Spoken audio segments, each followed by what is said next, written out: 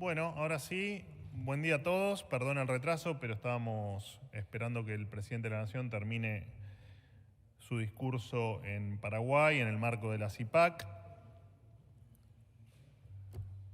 Arrancamos mal otra vez. El ruido, chicos, por favor. Bueno, el presidente de la Nación envió al Congreso Nacional el presupuesto 2026, la ley de leyes que define cómo se ordenan los gastos del Estado Nacional. Su entrada en vigencia depende de la aprobación, por supuesto, como bien saben, de ambas cámaras del Congreso. El nuevo proyecto contempla un 8% de aumento en la partida destinada a educación, un 17% en la partida de salud, un 5% en términos reales en las partidas de jubilaciones y un 5% del monto percibido per cápita por los pensionados por tema de discapacidad, todo en términos reales, es decir, por encima de la inflación. De hecho, recién Nicolás Kreplak acaba de hacer un tuit errático, como suele ocurrir con alguno de ellos, donde especifica que el tanto por ciento de aumento que anunciamos, si uno le resta la inflación estimada en el presupuesto, esto daría un aumento casi marginal. Bueno, no, los aumentos, para quien haya leído bien el discurso, lo haya escuchado o se haya tomado el tiempo de ver qué fue lo que expresó efectivamente el presidente y qué está después plasmado en el proyecto de ley, entenderá que los aumentos anunciados son por encima de la inflación.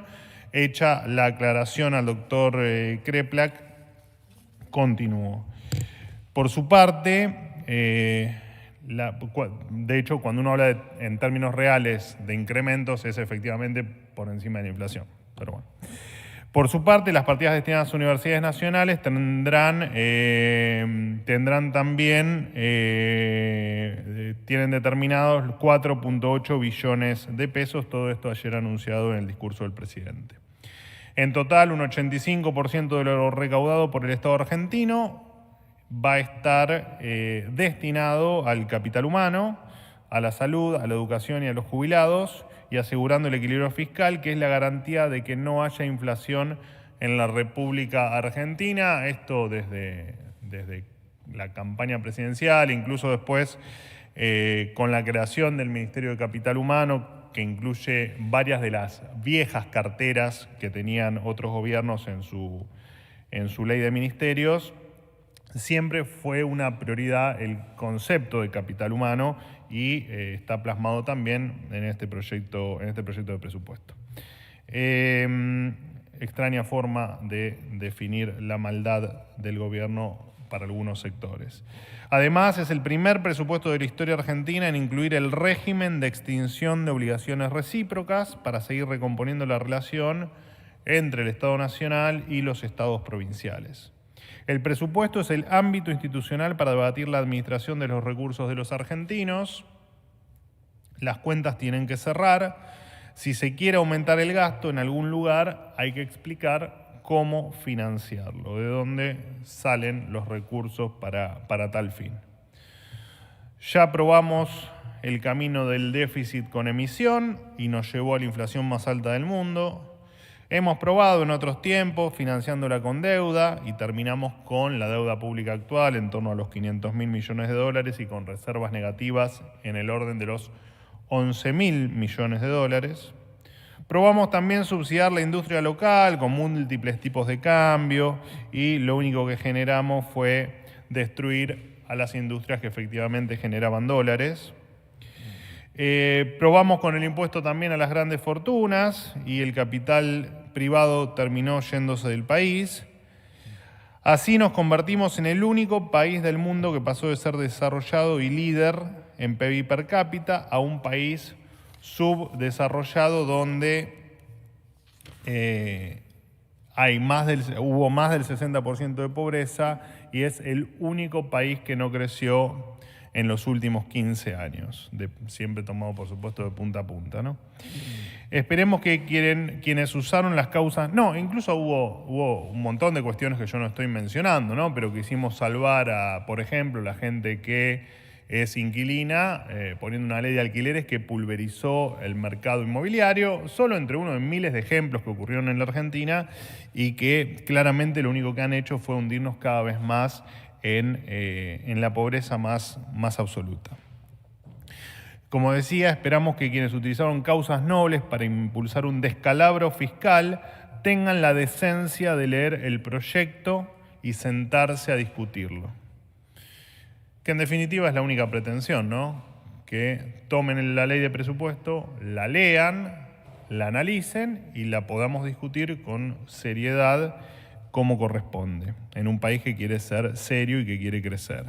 Sería muy fácil para esta administración patear los problemas para adelante, aumentar los presupuestos de todas las áreas del Estado y financiarlos con emisión monetaria, repito, como ya se ha probado y ha fracasado en la República Argentina. Este gobierno no lo va a hacer porque es la diferencia entre la demagogia de un populista que únicamente quiere ganar una elección y aquellos que trabajan honestamente para que los argentinos efectivamente logren vivir mejor. Como siempre decimos, es verdad, es mejor una verdad incómoda antes que una mentira confortable, y este gobierno vino a decirle la verdad a los argentinos y lo va a seguir haciendo. El orden en las cuentas públicas es el único camino para construir un futuro mejor. El camino contrario implica condenar a la Argentina a vivir en un tormentoso presente constante, ese mismo que ya nos arrastró a la decadencia una infinidad de veces. No desperdiciemos esta oportunidad única. En otro orden de cosas, contarles que se va a firmar el decreto que da inicio al proceso de privatización parcial de Nucleoeléctrica Argentina Sociedad Anónima. Esta empresa fue incluida dentro de la ley Bases como una de las sujetas a ser privatizadas. El proceso consiste en la venta del 44% de las acciones en bloque mediante una licitación pública nacional e internacional. Además, se va a organizar un programa de propiedad participada de hasta el 5% del capital accionario. El 51% restante quedará en manos del Estado Nacional. La decisión de privatizar la empresa responde a uno de los principales objetivos del Plan Nuclear Argentino a cargo de Damian Reidel, que consiste en promover la inversión privada dentro del sector con el objetivo de lograr la construcción del primer reactor modular argentino, la extensión de vida de nuestras centrales, impulsar la minería de uranio, entre otras cuestiones. Cabe recordar que todas las empresas públicas están sometidas a un proceso de irremediable privatización. Esto representa, incansablemente lo he dicho, en innumerables oportunidades de veces lo he dicho, esto representa el fin del Estado empresario, aquel que se atribuía funciones impropias a costa de despilfarrar recursos de los argentinos. El ministro de Economía, Luis Caputo, y el director de la Agencia de Transformación de Empresas Públicas, Diego Chaer, van a ser los encargados de llevar adelante este proceso. ¿La cámara está bien que se cayó? Me alegro. Por último, comentarles que el Gobierno Nacional eliminará el artículo 12 de la resolución 2400 del año 2023 de la Superintendencia de Servicios de Salud, que establecía que el excedente de los aportes de los trabajadores se los quedaban las empresas de medicina prepaga. Gracias a este artículo, tan conveniente, por supuesto, para las prepagas, durante casi 2 años se quedaron miles de millones de pesos que correspondían a 1.800.000 contribuyentes. Esta resolución, que se publicó 10 días antes del cambio de gobierno, no fue otra cosa que la evidente devolución de un favor para congelar las cuotas de los planes en septiembre, octubre y noviembre de 2023 en plena campaña electoral. O sea, quedó a la vista de todos que los excedentes que uno tenía en las prepagas se lo apropien como propios y que uno no tuviese esa disponibilidad cuando, por ejemplo, cambiaba de prepaga, precisamente como favor porque las cuotas de esos planes de medicina prepaga sostengan su precio durante los meses electorales. Ahora, con la derogación de este artículo, los excedentes de los aportes y contribuciones serán de los trabajadores y ya no más de las prepagas. Así, los subsidios automáticos que reciba cada persona deberán estar discriminados en las facturas. Una vez más, queda demostrado que lo único que le importaba al kirchnerismo era tener un rédito electoral, incluso cuando ello resultara perjudicial para los argentinos. Bueno, hasta aquí lo mío, los escucho. Permiso. Buen día, ¿cómo le va, vocero? Tanto tiempo. Tanto tiempo. Ya nos habíamos olvidado de su cara. No es para tanto, che, no es para tanto. Aparte me cruzás en los pasillos, el otro día lo fui a ver a la sala. Tenemos una relación muy cordial, como dijeron algunos en un streaming. Lo importante es que hable. Así que les agradezco. ¿Estabas vos en el streaming? No, en el streaming no, era Splendid, ¿no? Splendid, estaba el amigo acá, Jonathan, Ale y Sofi, que no está, y alguien más había, ¿no? Y vos. Así que bueno, les agradezco porque más allá de algunas inconsistencias, por así decirlo, imprecisiones que han dado, la verdad es que reconocer que tenemos una buena relación, la verdad que fue muy placentero para mí escucharlos. Bueno, ministro, vocero, con rango de ministro. Ariel Rodríguez para Cadena 3. Dos preguntas tengo para hacerle. Esta semana se conoció, ayer concretamente, que el viernes el gobierno envió ATNs a 4 provincias por 12.500 millones de pesos y llama la atención que se da justo en la cercanía del tratamiento del proyecto de ley en el Senado. Quiero preguntarle si volvió la política del látigo y la billetera que instrumentó el kirchnerismo y si ese va a ser el mecanismo de relacionamiento con las provincias a partir de ahora. Las que estén cerca del gobierno van a ser asistidas y las otras no, como viene ocurriendo por lo menos hasta ahora. Y la segunda pregunta, vinculada también a lo que le decía recién al comienzo, usted no habló desde el escándalo de los audios públicamente con nosotros, por lo menos aquí no lo hizo, y casi nadie del gobierno respondió preguntas en estos 40 días. Le quiero preguntar si a su criterio existe un entramado de corrupción en la Agencia de Discapacidad, tal como denunció el ex titular Españolo, y si el presidente ratifica tanto a Karina Milei como a Lule Menem y a Martín Menem, porque hay sectores del gobierno, concretamente de las Fuerzas del Cielo, que están pidiendo la cabeza del clan Menem. Bueno, si te parece, arranco por el final. Bien hecha la aclaración, digamos, no me manifesté aquí porque no tuve la oportunidad, pero efectivamente sí me manifesté y de hecho sí se han manifestado otros funcionarios del gobierno, por ejemplo Guillermo Francos, Patricia Bullrich y entiendo que otros funcionarios también.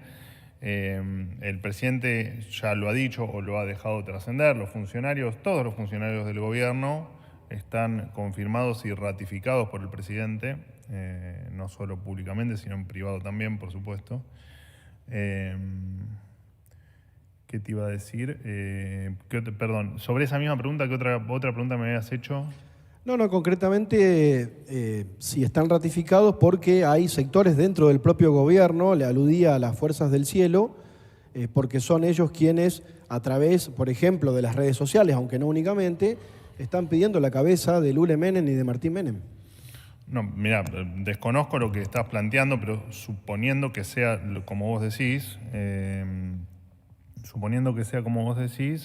el que efectivamente elige a los funcionarios, al menos los de primera línea, es el presidente de la Nación y esto me parece que tiene que quedar bien en claro y el presidente siempre lo ha dicho. Luego a sus funcionarios de primera línea les permite libremente elegir a sus funcionarios de acuerdo a la capacidad de ellos o a cómo ellos se sientan cómodos con las personas trabajando. Por lo tanto, no hay nadie que pueda opinar sobre las decisiones del presidente desde dentro del gobierno, porque las decisiones del presidente se respetan. ¿El presidente en estos funcionarios? El presidente tiene plena confianza en los funcionarios, lo que no quita que el presidente es respetuoso de la instancia judicial y el presidente tiene el deseo de que se explique en tal caso que la justicia, ¿no?, termine determinando cuál es la explicación de por qué existen esos audios, si son o no son editados, y si, más allá de que el contenido es falso, de punta a punta, entender, bueno, cuál es un poco la razón de por qué se dijo lo que se dijo. Pero claramente el contenido de los audios son falsos, los audios deberá determinar la justicia cómo surgieron, de qué manera, si están o si no están editados. Bueno, eso es un proceso que seguirá la justicia y, por supuesto, el presidente no tolera ningún acto de corrupción de ninguna índole. Por lo tanto, tomará las medidas correspondientes de acuerdo a cómo avance la investigación, las auditorías, etcétera, etcétera, etcétera. El mecanismo Pero si hay alguien comprometido con la corrupción, siempre ha sido el presidente. El mecanismo de obtención de los audios no habla del contenido de los audios. No, te hablo yo. Por eso le pregunto si usted tiene o puede confirmar que no existe un mecanismo de corrupción en Andís. Yo puedo confirmarte que el contenido de los audios es falso. Lo demás queremos que lo determine la justicia porque creemos que es lo que corresponde. El respeto a la justicia, más allá de que se le haya bastardeado durante décadas, entendemos que es el mejor mecanismo para que todos podamos seguir adelante sin ninguna duda de determinadas cuestiones como las que están en la causa judicial. Así que me parece que quedó respondido. No sé si tenías alguna otra pregunta. Sí, respecto de los ATN y el mecanismo de relacionamiento con las provincias y, bueno, la forma de beneficiar a algunas que parece ser, bueno, bastante, no sé la palabra si es capciosa, creo que no es el término, pero permítame, usted creo que me va a entender.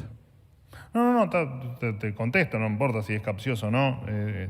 Déjame que tengo acá algún detalle. Los ATNs, a los que entiendo te referís, fueron a las provincias de Misiones, Entre Ríos, Santa Fe y Chaco.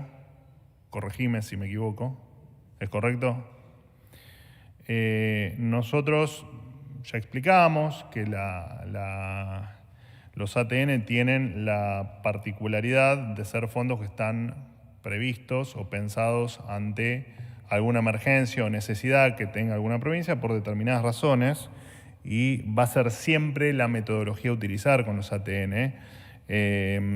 Y déjame aclararte algo más, que tengo acá la información. En Chaco fue por una emergencia agropecuaria, en Entre Ríos fue para afrontar un desequilibrio financiero, en Santa Fe fue para enfrentar una emergencia climática y en Misiones fue por una emergencia hídrica. Y así va a seguir siendo. Sí, déjame responder, que también me parece que corresponde a la famosa frase látigo y billetera. Imagínate que lo que venimos demostrando es que eso efectivamente no viene ocurriendo desde el 10 de diciembre del 2023. De hecho, podés ver el historial de transferencias a las provincias y te vas a dar cuenta que si hay algo que no hacemos es eso, porque no solo no es nuestra filosofía de gobierno, sino porque además no tiene ningún sentido engañar, por así decirlo, a alguna provincia, o sea, en detrimento de una provincia para favorecer a otra. Cada ATN que exista, como ha ocurrido anteriormente, de hecho recuerdo por incendios, hubo un montón de ATNs en estos 20 o 21 meses de gobierno, pero son discrecionales teniendo en cuenta la emergencia de la provincia que los solicita. Esa era la palabra, discrecional, no capcioso, discrecional. En este año, en lo que va de este año, ¿ninguna otra provincia tuvo emergencias ni ha solicitado fondos de ATN? No tengo el dato, pero entiendo que no. Porque repito, Bahía Blanca no es una provincia, aunque no puedas creerlo. ¿No es?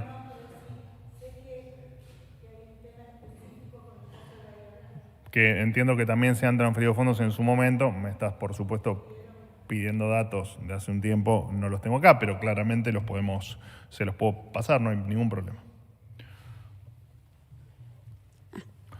Manuela, ¿cuántos tiempos sin verte? Mucho tiempo, ¿no? 2 preguntas. Te cortaste el pelo. Sí. Por un lado, con el aumento real del gasto que propone el presupuesto, ¿esperan que la oposición, los gobernadores, cedan en su insistencia con las leyes vetadas en salud, universidades y ATN? Y si esas leyes se llegan a aprobar en el Congreso, el gobierno entonces revertiría las partidas anunciadas ayer. Y después, por otro lado, el dólar está tocando la banda superior y para 2026 proyectan déficit comercial con un tipo de cambio similar al de hoy. ¿Cómo es un poco la hoja de ruta para la acumulación de reservas que pide el FMI? Gracias. Ok. Bueno, en realidad, a ciencia cierta, el dólar no ha tocado el techo de la banda. Recordemos que el techo de la banda está en el mercado mayorista. Hoy el techo de la banda es 1.473,10, creo, si no me falla la memoria. Todavía esa banda en el mercado mayorista no se tocó. Por supuesto que en caso de que eso ocurra, digamos, se van a salir en ese momento a comprar pesos para cumplir, digamos, con el esquema de bandas. Con respecto a la pretensión o a lo que uno piensa que va a pasar en el Congreso, no importa cuál sea la ley o cuál sea el veto o qué sea lo que se trate, la verdad es que no lo sabemos. Entendemos que este es un presupuesto que es beneficioso, que estuvo pensado para que tenga un apoyo mayoritario, porque en definitiva, más allá de que es la hoja de ruta que no se nos permitió tener durante mucho tiempo, tiene un montón de noticias que son positivas o se hizo bajo un esquema positivo para lo que viene en la Argentina. Por supuesto, primero la columna vertebral, que es el equilibrio de las cuentas públicas. Le dimos o se le dio una importancia, como se le dio siempre, pero acá está especificada en un presupuesto que hasta ahora no teníamos, de partidas sociales o de lo que llamamos capital humano. Y si un presupuesto ordenado, con equilibrio fiscal, con cuestiones que a las provincias les puede beneficiar, eso no es satisfactorio para quienes lo tienen que votar, bueno, veremos cuáles son cuál es la justificación. Yo lo decía al principio en mi introducción, sería bueno que, digamos, que todos los que integran las dos cámaras, que son quienes tienen que debatir esto, lo hagan con seriedad, leyendo el proyecto.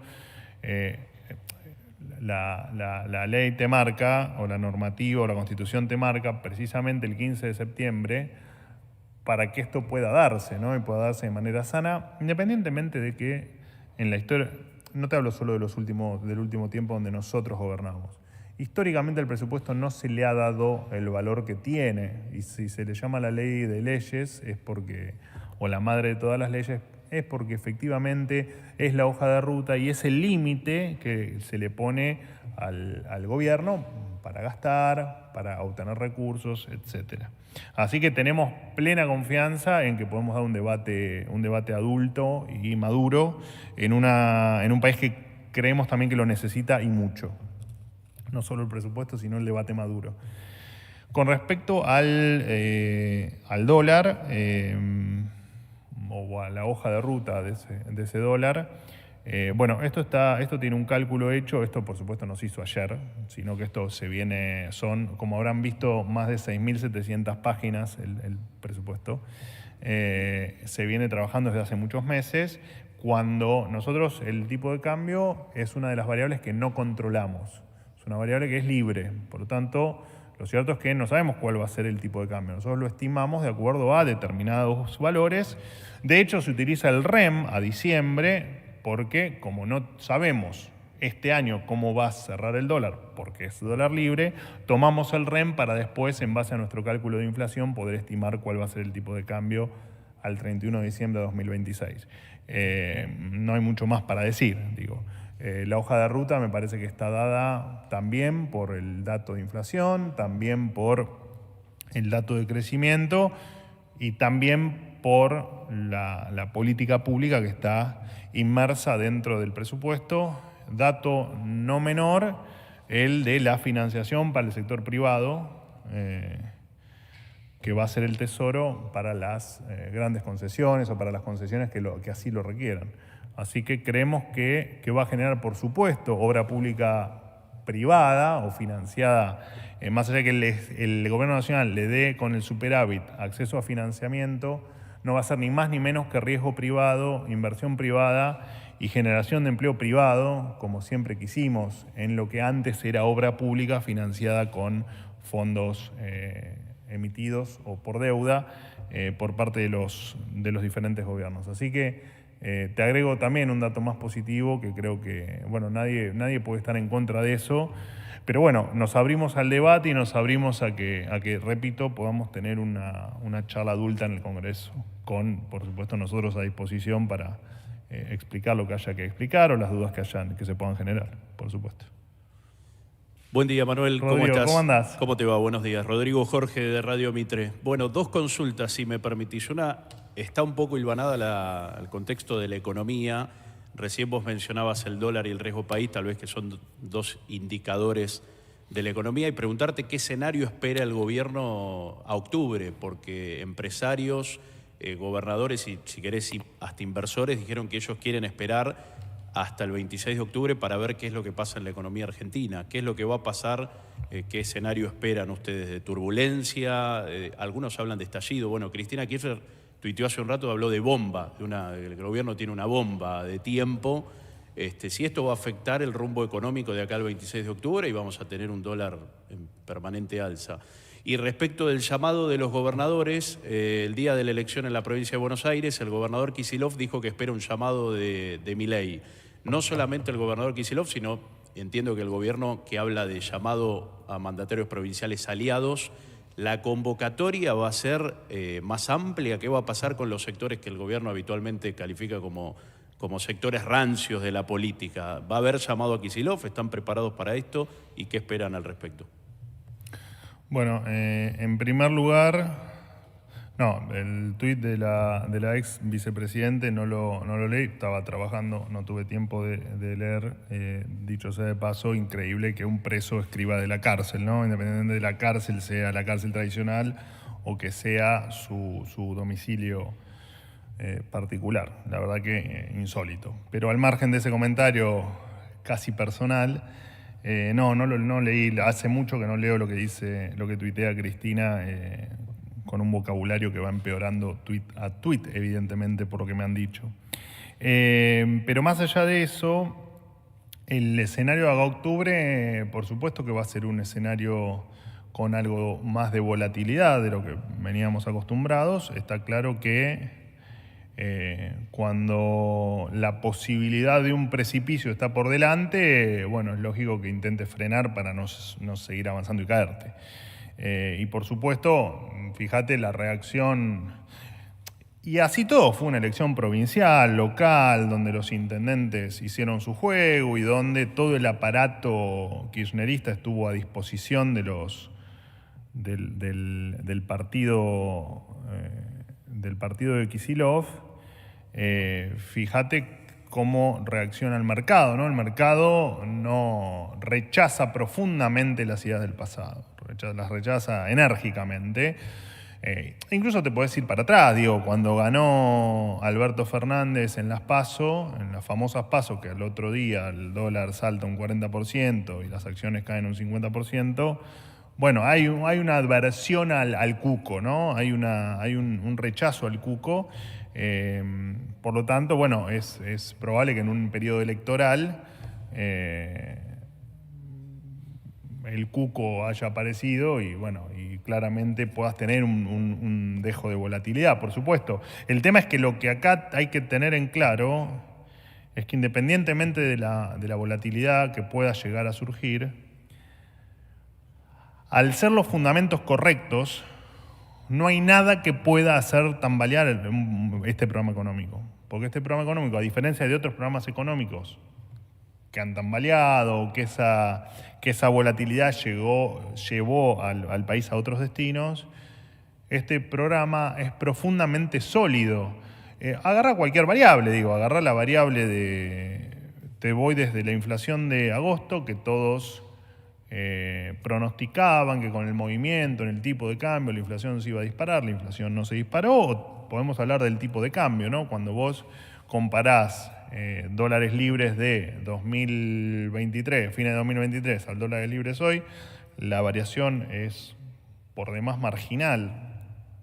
Y por supuesto que hay sectores que van a preanunciar el apocalipsis. Pero ha pasado en otras oportunidades. De hecho, yo ahora no recuerdo bien, pero en marzo creo que fue otro donde el dólar había tocado un pico máximo y también todos pregonaban el apocalipsis. No va a pasar, pero no va a pasar, y esto está buena la pregunta para que la gente se quede tranquila. La gente está tranquila porque puede tener un montón de diferencias con lo que estamos haciendo, pero seguramente la mayoría de la gente entienda que este es un plan sólido y con los fundamentos correctos. Entonces, no importa que vivamos periodos de volatilidad. ¿Cómo no vas a vivir un periodo de volatilidad si el cuco apareció y te dijo presente? Bueno, por supuesto, pero no nos preocupa. No nos preocupa porque en octubre, por supuesto que esto va a dar una vuelta de página y el cuco va a haber quedado donde estaba antes. Contener el dólar, así sea, más no sea con la intervención del central, que no vamos con reservas. A contener nada, digamos. Vuelvo a decir, el esquema, ningún esquema planteado, tanto en lo financiero, como en lo económico, como en lo monetario, va a modificarse. Todo sigue igual. Mientras que el dólar esté dentro de las bandas, el central no va a intervenir. Si el dólar se acerca a alguna de las bandas, en la banda superior, lo que hará será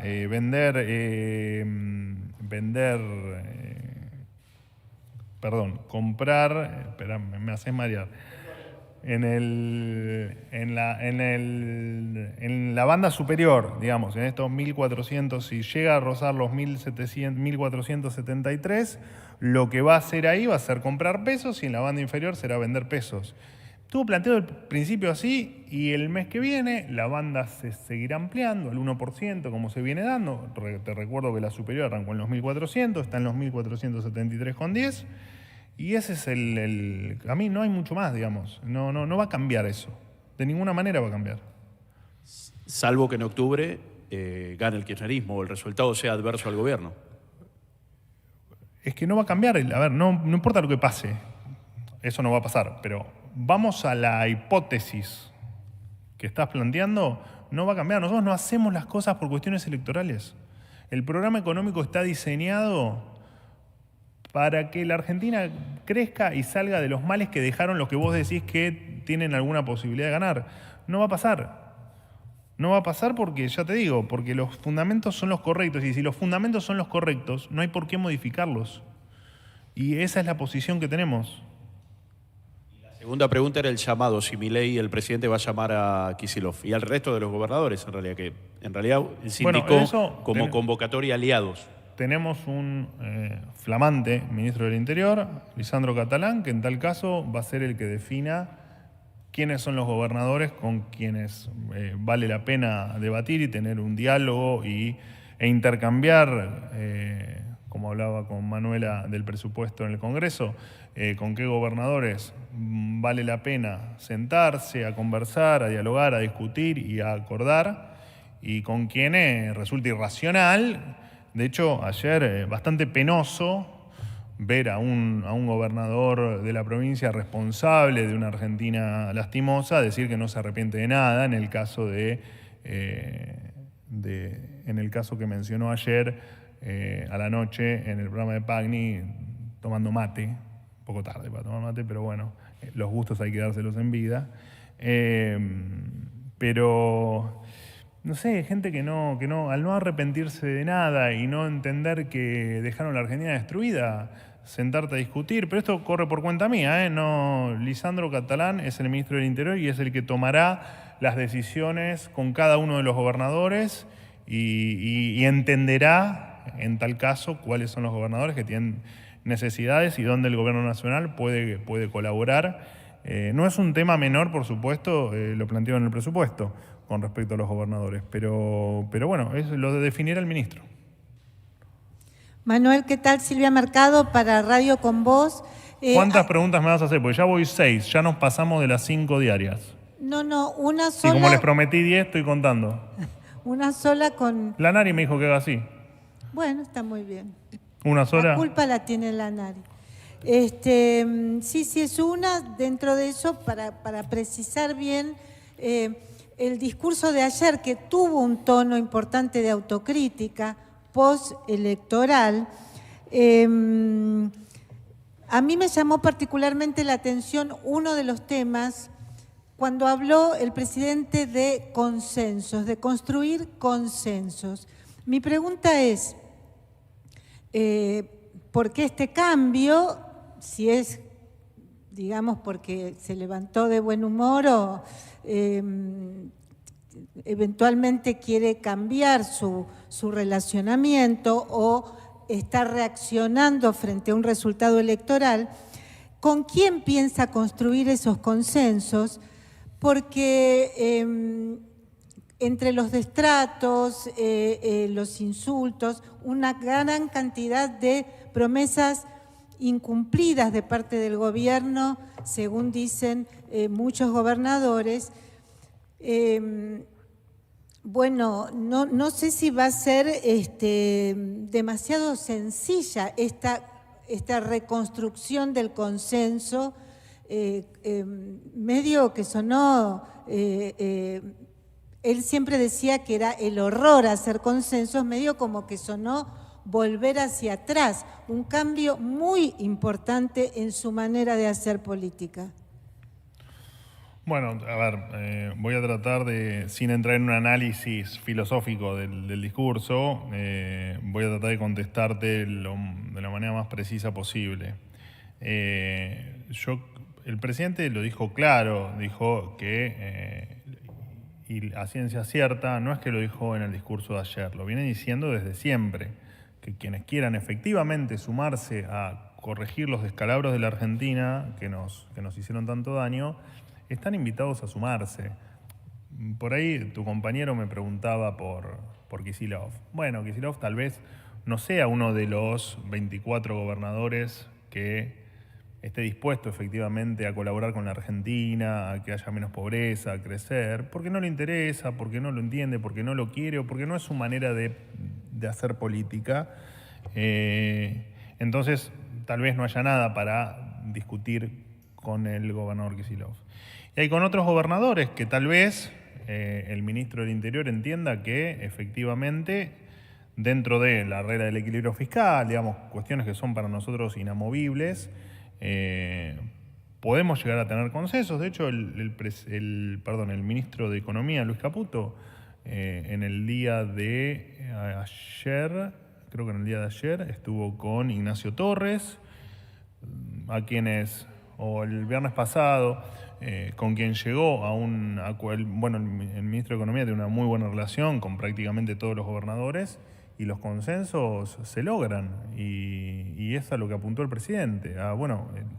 Realmente a las provincias con las que podamos llegar a tener algún tipo de avance en alguna cuestión que requieran las provincias y que el gobierno nacional pueda facilitárselas, eso se va a hacer y creo que entre ambas partes uno puede tener salidas a algunas cuestiones que tal vez antes no encontraban, ¿no? Siempre con la regla fiscal y siempre obviamente con la filosofía de gobierno. No creo que haya habido ningún cambio en lo que dijo el presidente. Sustancial, digamos. Y sí, creo que la autocrítica tal vez, y esto es una autocrítica, creo que la autocrítica muchas veces la hicimos puertas adentro y no tanto, no la explicamos como la debimos explicar. De hecho, yo mismo lo dije con respecto a los bonaerenses, ¿no? Evidentemente hay un sector de la provincia de Buenos Aires a quien no le supimos explicar qué es lo que hicimos, por qué momento estábamos atravesando y hacia dónde íbamos. Lo que pasa es que, perdón. Creo que está muy bien que se dé esa autocrítica como la hizo el presidente, pero como la veníamos haciendo también en otros ámbitos, incluso ya te digo, en el ámbito privado o en el ámbito de una reunión de gabinete o de una reunión privada entre nosotros. Habló de degenerados fiscales cuando se refirió a senadores y diputados, habló de gastadores seriales cuando la mayoría de las provincias tiene equilibrio fiscal.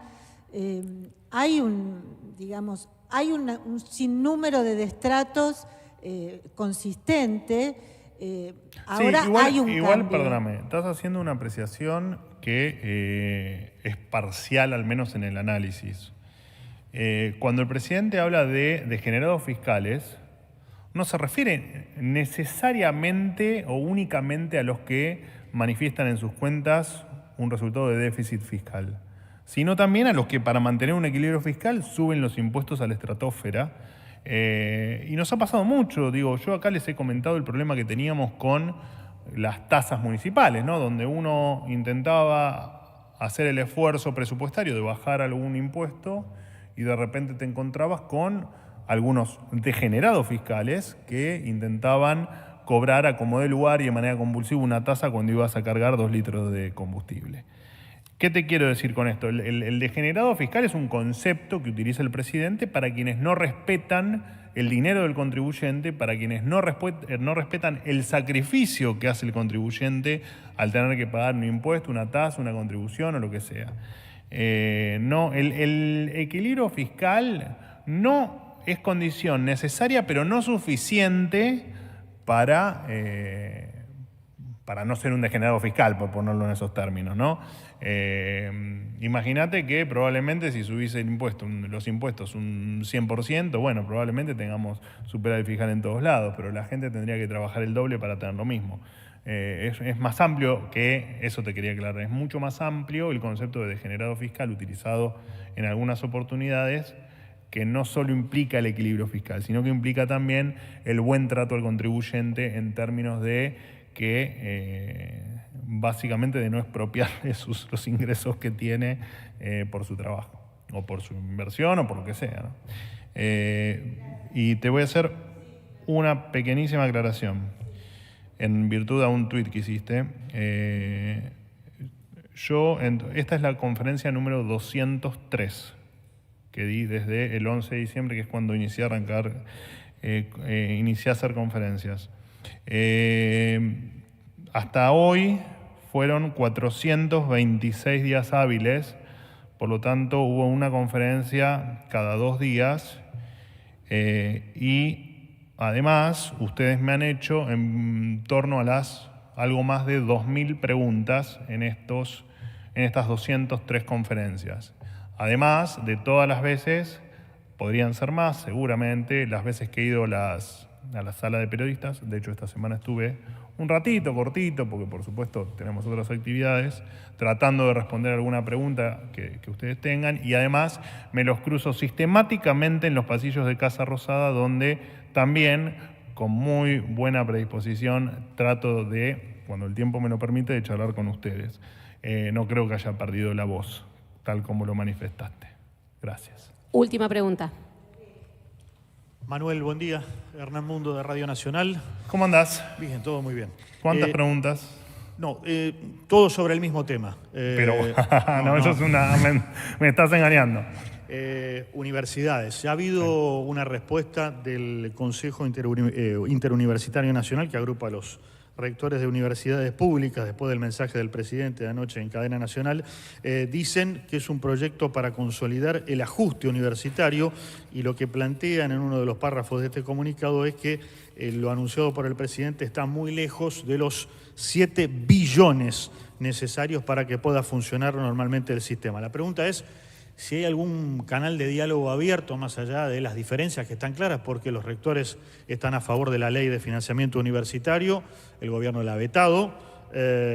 Si hay alguna comunicación como para que pueda abrirse algún tipo de instancia, de manera tal de que, en definitiva, no se ponga en riesgo el funcionamiento de las universidades de cara al año que viene. Y por otro lado, y también teniendo en cuenta el tema universitario, mañana está convocada una movilización en torno al Congreso. De hecho, también la han convocado autoridades de algunos gobiernos. El caso de Carlos Bianco, funcionario de la provincia de Buenos Aires, que llamó a movilizarse mañana. Bueno, ¿cuál es la lectura que hace el gobierno en este sentido? Y te agrego, ¿qué tiene previsto hacer el gobierno en materia de seguridad en torno al Congreso respecto a que, de acuerdo a los antecedentes, han sido movilizaciones masivas? ¿Va a haber operativo o se va a dejar que la gente se manifieste, bueno, tal cual lo considere. Vamos por partes y voy a tratar de ser lo más sintético y consistente a la vez posible. Nosotros cuando asumimos, dentro de las... No, perdón, te estoy acotando un poco el periodo. Desde la campaña electoral, recuerdo, la campaña electoral del 2023, recuerdo que había algunas cuestiones que las habían tomado como latiguillo de campaña en aquel momento, la Massa específicamente. Una de ellas era que íbamos a vender bebés, otra era que, no sé, íbamos a salir con armas a matar por la calle a quienes no nos guste la cara, de tantas otras aberraciones que por supuesto no voy a repetir porque van en contra de la dignidad de las personas. Y otra de ellas era que efectivamente íbamos a cerrar las universidades. La verdad es que no solo que nunca lo dijimos, lo planteamos, ni se nos ocurriría hacerlo, porque va en contra de nuestra filosofía, pero sí entendemos, como entendimos siempre, que las universidades tienen que ser auditadas, que sus gastos tienen que ser cuidados, como lo es o como debería ser cuidado el dinero de todos los contribuyentes, independientemente de si el destino es una universidad pública o es cualquier otro destino. ¿Qué te quiero decir con esto? Que cuando se dieron cuenta que estaba agotada la mentira o la frase de vamos a privatizar las universidades o vamos a cerrarlas, empezaron a hablar de la falta de financiamiento. Es increíble, ¿no? Porque marchas, la verdad es que yo no recuerdo. Incluso sí recuerdo los recortes presupuestarios que se les hacían a las universidades, pero nunca recuerdo sobre eso marchas universitarias con todo el arco político kirchnerista quejándose, o la izquierda, estos del campamento anticapitalista, bueno, todos estos que andan dando vuelta por ahí quejándose de todo lo que ven, porque efectivamente viven de eso o les dan material para los reels en las redes sociales. De hecho, también es bueno aclarar que todo aumento de la partida presupuestaria que han solicitado las universidades se les ha otorgado. No hay nada pendiente que hayan solicitado las universidades y que esté pendiente de otorgárseles. Efectivamente, y déjame hacerte algunas reflexiones, ya que estamos hablando de universidades. Además crea si la ley no se veta, crea un precedente algo peligroso, ¿no? Porque se instala una especie de paritaria en el Congreso donde si esto se aplica a los trabajadores docentes y no docentes, tal vez todas las actividades económicas podrían reclamar incluso el mismo esquema de trato, ¿no? Que un Congreso efectivamente puedan manejar su propia paritaria, lo cual es una inconsistencia per se, porque termina el Congreso actuando como una especie de sistema de esquema de paritarias.